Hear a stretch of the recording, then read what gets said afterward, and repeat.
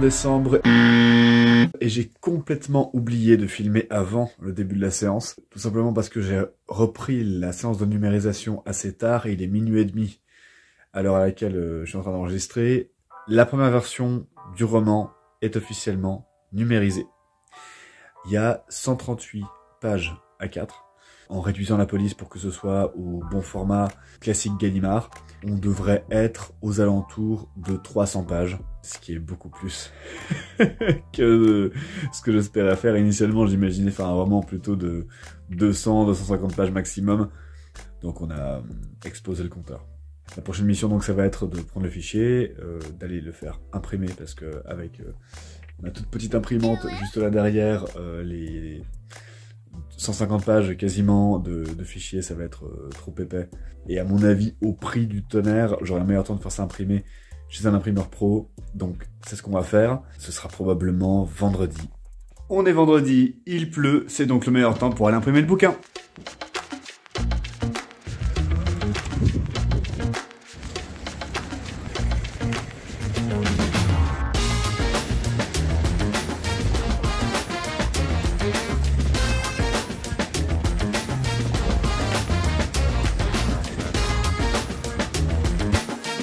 Ça y est, on a le bébé.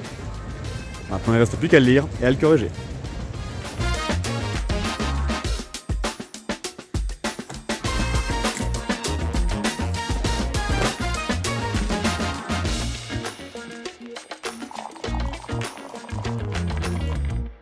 Ok, le travail de relecture, c'est un travail qui est beaucoup plus intense que ce que je pensais.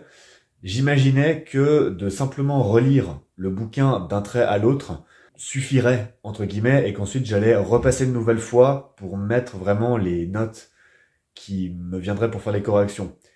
Mais au fur et à mesure de ma lecture, j'ai 1 milliard de suggestions qui viennent, donc je les note frénétiquement sur les différentes pages que j'ai parcourues. Là, il y en a un peu moins d'une dizaine. J'ai annoté, souligné, passé en couleur. Je sais pas si je retrouve un truc. Là, tout au début, j'ai passé de la couleur, parce que c'est probablement le cas dans les premiers chapitres, peut-être que ça s'atténuera un peu après, mais il se trouve qu'au début, c'est vraiment là où j'ai toutes les informations clés pour la suite du récit. Et je vois qu'il y a un gros laps de temps qui s'est passé entre le premier jour d'écriture et le dernier, parce que au tout début, j'écrivais cette histoire une semaine après l'autre. C'était censé être une nouvelle que j'aurais dû terminer en 1 ou 2 fois maximum. Il se trouve que ça laisse des cicatrices dans le processus d'écriture, puisque j'ai des détails qui étaient propres à une version en nouvelle. J'ai fait un plan, mais j'avais certainement pas prévu toutes les choses que j'ai écrites par la suite. Ce qui fait que j'ai des détails qui sont contradictoires par rapport à la fin. Typiquement, au départ, j'avais mis une fratrie à mon personnage principal. Ce qui fait que quand je l'ai relu, j'ai fait « Quoi ? Il est censé avoir des frères et sœurs ? Vraiment ?» Enfin, j'ai complètement oublié ce détail par la suite.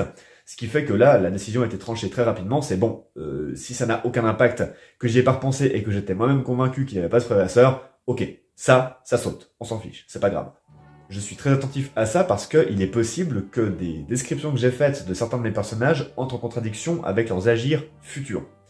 C'est pour ça que j'ai passé de la couleur, histoire de me dire, ok, quand j'arriverai à la partie où ces personnages reviennent, il va falloir que je compare leurs descriptions pour voir si elles sont cohérentes. S'il y a des contradictions, il faut que je les soulève immédiatement parce que sinon, le lecteur qui n'a que le livre final pour vivre l'histoire, il va décrocher et c'est tout à fait normal. Oui, il y a certains moments, typiquement, ça c'est la dernière chose que j'ai faite, c'est typiquement tout en bas, je sais pas si vous arrivez à le voir, mais en gros, il y a toute une partie, après la ligne rouge, où j'ai vraiment barré, biffé, passé entre crochets, etc.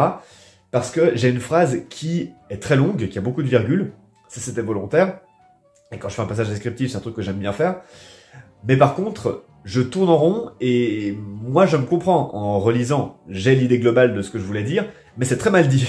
En l'occurrence, et je suis convaincu que quiconque tomberait là-dessus serait incapable de voir là où je veux verrait là où je veux en venir, mais comprendrait pas la phrase, et c'est normal, c'est mal écrit. Donc typiquement, ça, c'est une reprise qui est pas juste de quelques mots, c'est une réécriture totale. Donc, j'ai repris, et réécrit totalement le paragraphe, et si c'est rangé comme ça, c'est parce que après, Faut le simuler, alors je tiens mon téléphone d'une main, c'est pas forcément le plus évident du monde. Mais en gros, quand je travaille, je fais mes notes pour avoir l'écriture ici, et puis là, toutes les notes, parce qu'après ce sera rangé dans le classeur, et il y aura une page ici avec les notes qui seront relatives là, ce qui me permettra, quand je referai une nouvelle version numérique, quand je ferai les corrections, bah, tout simplement d'y voir clair et de pouvoir les renoter rapidement. On avance sur une dizaine de pages en 1h30, j'aimerais vraiment consacrer plus que ça, j'aimerais consacrer 3 heures par jour de travail sur ça. Pour le moment, mes semaines sont blindées à fond, donc je ne sais pas comment je vais trouver ce temps-là par journée consacré au bouquin. Bah, c'est ce qu'il faudrait, parce que concrètement, il y a 150 pages de mémoire, donc ça devrait être réglé en 15 jours. 15 jours de travail effectif, et une semaine comme celle-ci, j'ai pu y consacrer que 1 jour. Donc à partir de maintenant, je veux monter cette cadence à 2 ou 3 jours, mieux, par semaine, et y consacrer à chaque fois 3 heures. Pourquoi? Parce que au 31 mars, ce que je veux faire, c'est que la version 2 soit finie, d'une part, qu'elle soit imprimée et reliée en 5 exemplaires, et que je puisse les envoyer aux différents membres de mon public test pour qu'ils puissent ensuite, eux, le lire, et me donner ensuite un retour à une date que je fixerai à ce moment-là, pour pouvoir, à la fin des fins, voir ce qu'on en fait pour la partie finale, à savoir la dernière écriture, puis l'édition à proprement parler. Et quand je dis la partie finale, je m'avance un peu, ce sera le 3e gros axe. Je rappelle que pour cette aventure, je suis en train de découvrir au fur et à mesure comment on fait pour commencer avec une feuille blanche et finir avec un livre édité. Voilà où on en est pour ce 31 janvier 2020. J'étais ni speed ni dans les vapes, j'avais l'esprit clair. Je savais exactement quoi faire et comment.